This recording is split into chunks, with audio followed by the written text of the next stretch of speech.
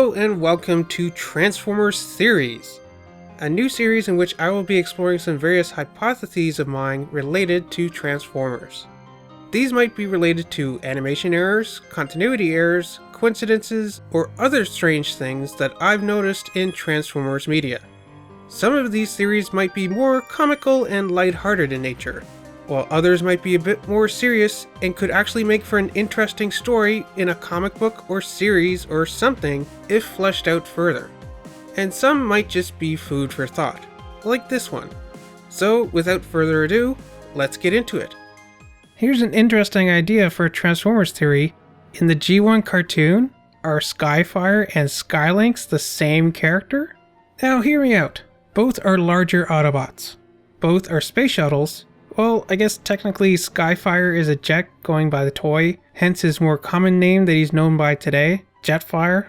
But they basically fulfilled the same purpose whenever they're in an episode. That was to transport their fellow Autobots to the destination like some kind of giant robot space taxi. Both have white, red, and blue color schemes. Skyfire only appears in Season 1 and 2, and Lynx only appears in Season 3. And most importantly of all, both their names start with Sky. Now, let's say they are the same character. The question is, how did Skyfire become Lynx? We don't know. We do know that there was a 20-year gap between Season 2 and Transformers the movie. So almost anything could have happened in that time frame. My guess would be that Skyfire was heavily damaged in some way that necessitated putting his brain module or spark into a new body. But why a body like Lynx? One with no true robot mode, or at least a traditional humanoid one. But instead he's this kind of strange, unique duobot vehicle to animal combiner thing. One half transforming from a space shuttle into a quote-unquote prehistoric bird, and the other half transforming from a ground crawler to a lynx, with two tails for some reason. With both halves being able to combine together in either animal or vehicle mode. So why turn Skyfire into Lynx? Like I said, maybe Skyfire was heavily damaged, and maybe Wheeljack and Ratchet were working on some kind of new Dinobots, or some other kind of new Autobots. Heck, maybe they were working on an Autobot version of the Horrorcons, which I know the Horrorcons weren't even around until the ill-fated Season 4, but who knows? Maybe Wheeljack and Ratchet had the original idea for Triple Changers with a robot mode, a vehicle mode, and a beast mode. And the Decepticons just stole the idea, and it took them a while to make it work. And maybe Wheeljack and Ratchet were working on them, but didn't have time to finish the robot modes. Or maybe they had to sacrifice the robot modes in order to accommodate the combining aspect of Lynx. But why would they have to basically put Skyfire into two bodies? Well, maybe his brain module, or spark, was damaged in such a way that it was split in two, but still required both halves to stay alive.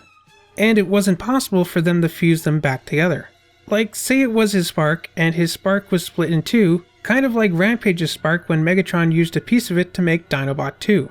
But think even more connected than they were. Like almost conjoined twins, but not quite. Or maybe it's the reverse. One bot with two sparks, like Tigerhawk. But if Tigerhawk was actually two separate animals, a tiger and a hawk, instead of being a transmetal fusor. So I guess maybe it's more like Magnavox in that sense? But the point is, I'm guessing there was probably something that happened to Skyfire that split his spark, but somehow he remained as one bot. And I'm guessing because Skyfire was a big guy, he needed a big body. So using only one of the Autobots' Horrorcons for him wouldn't have been enough. Which, now I'm wondering, what would you call an Autobot version of the Horrorcons? The Hero Bots? The Superbots? The Fantasy Bots? The Sci-Fi Bots? So that's probably why they had to use both of them and make them able to combine together. Because even though he essentially had two sparks, they were kind of symbiotically linked together.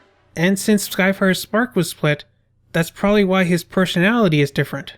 Skyfire was much more humble than Lynx, who's really full of himself. So I suspect if you get your spark traumatically messed with like that, there must be some kind of effect on your personality. Kind of like we saw in Beast Machines with the likes of Rhinox and Silverbolt. Now, there's only two things that poke holes into my little theory here. One is, despite the fact that I just stated that Skyfire only appears in Season 1 and 2, technically he does appear in Season 3 as well. He makes a very brief cameo in the episode Dark Awakening.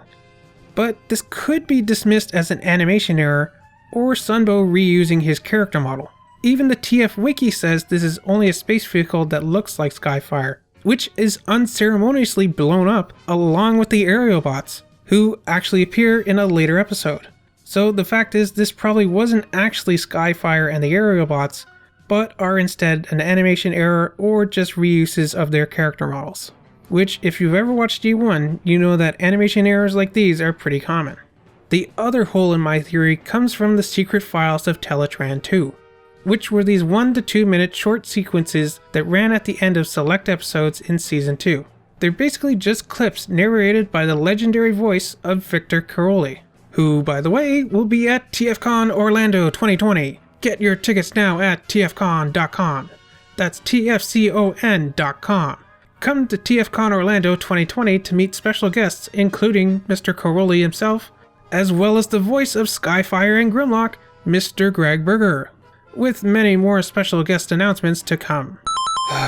So obviously this video was recorded a long time ago, and TFCon Orlando has unfortunately been cancelled now.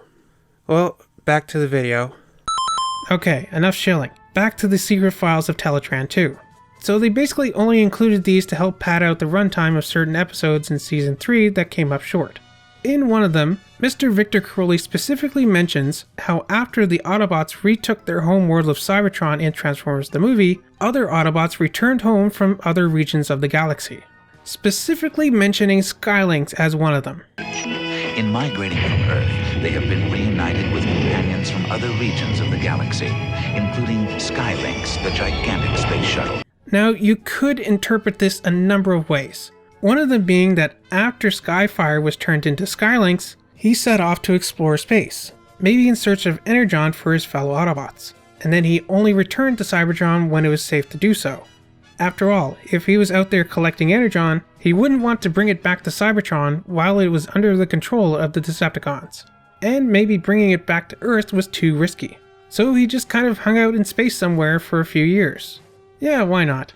So those are the only possible holes in my theory that I can think of. What about you? Do you think Skyfire and Lynx might be one and the same? If so, how do you think it happened that Skyfire was turned into Lynx? Or if not, what do you think happened to Skyfire after Season 2? Why wasn't he in Transformers the movie or Season 3 or 4?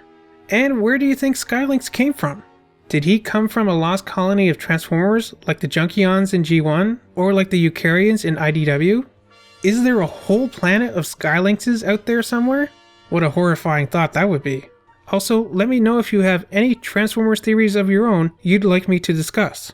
This was a pretty interesting one for me because Skyfire/Jetfire is one of my all-time favorite Autobots and partially the inspiration for my own OC's color scheme.